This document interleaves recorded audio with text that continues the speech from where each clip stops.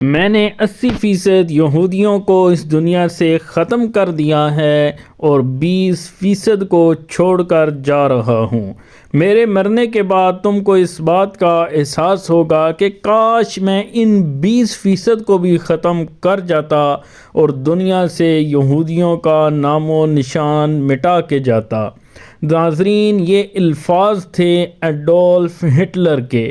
Hitler کا نام سنتے ہی ذہن میں یہ خیال آتا ہے کہ اس نے بڑے پیمانے پر یہودیوں کا قتل عام کیوں کیا تھا۔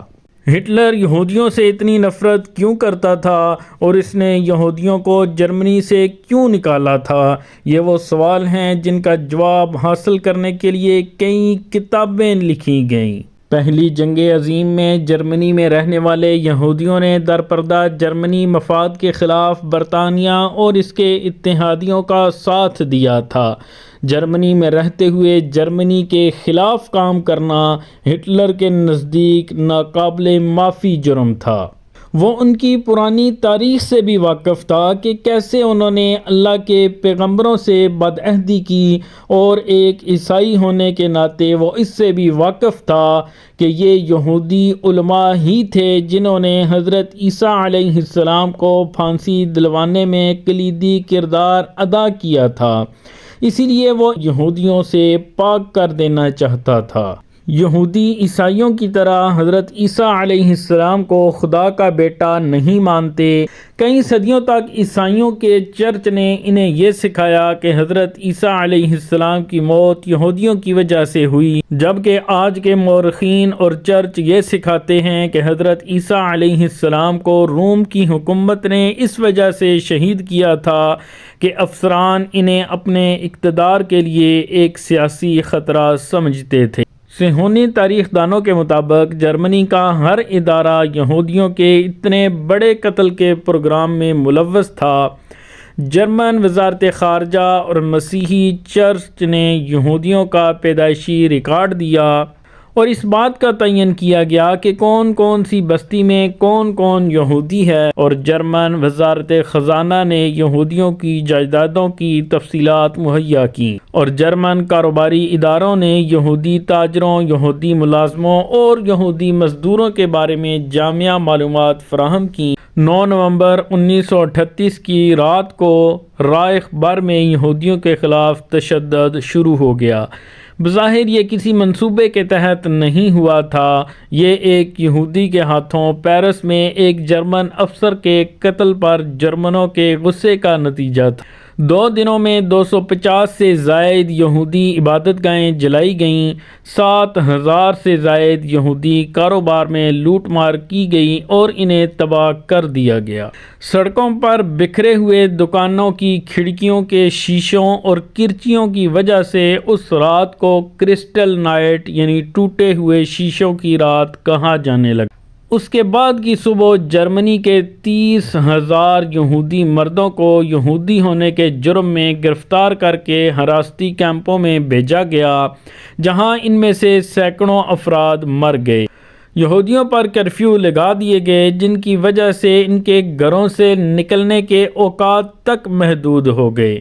اب انہیں سرکاری اسکولوں سے بھی خارج کر دیا گیا۔ اپنے والدین کی طرح یہودی نوجوانوں کو بھی جرمنی میں مکمل طور پر علیحدگی کا سامنا کرنا پڑا۔ مایوسی میں کئی یہودیوں نے خودکشی کر لی، زیادہ تر خاندانوں نے بھاگ جانے کی بھی بھرپور کوششیں کیں۔ ایڈولف ہٹلر نے چانسلر بننے کے 2 مہینے بعد اپریل 1933 میں منظور کیے جانے والے قوانین کے ساتھ انتظامیہ کی تطہیر شروع ہو گئی۔ ان قوانین میں ایک RN پیراگراف شامل تھا جس میں سماج کے مختلف شعبوں سے یہودیوں کو نکال پھینکنے کا انتظام کیا گیا تھا۔ جرمنی کی حکومت نے ان تمام یہودیوں کے لیے جو اپنے پہلے ناموں سے فوری طور پر یہودی ظاہر نہیں ہوتے تھے، اپنے پہلے نام کے بعد ایک یہودی نام کا اضافہ کرنا ضروری قرار دیا گیا۔ مردوں کو اسرائیل اور عورتوں کو سارا نام دیا گیا۔ مرد اپنے نام کے ساتھ اسرائیل لگائیں گے اور عورتیں اپنے نام کے ساتھ سارا لگائیں گی تاکہ پتہ چلے کہ وہ یہودی ہیں۔ اکتوبر میں جرمن حکومت نے یہودیوں کے تمام پاسپورٹ ضبط کر لیے۔ یہودیوں کو جاری کیے جانے والے نئے پاسپورٹ پر جے کا ٹھپا لگایا گیا، جو مالکان کی یہودی شناخت کی گواہی دیتا تھا۔ اب جرمنی میں یہودیوں کو دیکھ کر ہی پہچانا جا سکتا تھا، لیکن اتنی بڑی تعداد میں یہودیوں کو قتل کرنا آسان نہ تھا۔ چنانچہ طویل غور و خوض کے بعد کم وقت اور کم لاگت میں قتل کرنے کے لیے زہریلی گیس استعمال کی گئی۔ چنانچہ اس کے لیے شہر سے باہر بہت بڑی بڑی جگہیں بنائی گئیں، جہاں یہودی نسل کو نیست و نابود کرنے کا عمل سالوں تک دہرایا جاتا۔ قریب تھا کہ یہودیوں کی نسل ہی اس دنیا سے اور اس کرۂ ارض سے نابود ہو جاتی، لیکن اللہ تعالیٰ نے قتل انبیاء علیہ السلام اور ناشکری، ذلت و مسکنت اور عبرت کے اس نشان کو قیامت تک باقی رکھنا ہے۔ شاید اسی حکمت کے تحت اللہ تعالیٰ نے انہیں فلسطین میں عارضی جگہ دی تاکہ ان کی نسل قیامت تک باقی رہے۔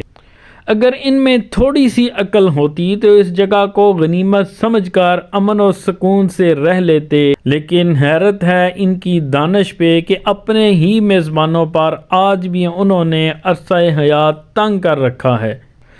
ہم چڑھتے ہوئے سورج کے پیچھے اس دن کو آنکھوں سے دیکھ رہے ہیں کہ سرزمین فلسطین ایک بار پھر اپنے حقیقی وارثوں کے قبضہ قدرت میں ہوگی، اور یہود اپنی بدعمالیوں کے باعث ایک بار پھر دنیا میں ذلت اور مسکنت کا نشان عبرت ہوں گے۔ انشاءاللہ تعالی اللہ تعالیٰ سے دعا ہے کہ اللہ پاک فلسطین کے نہتے مسلمانوں کو اپنی حفظ و امان میں رکھے اور یہودیت کو تباہ و برباد کرے اور ان پر اپنا عذاب مسلط کرے۔ آمین یا رب العالمین۔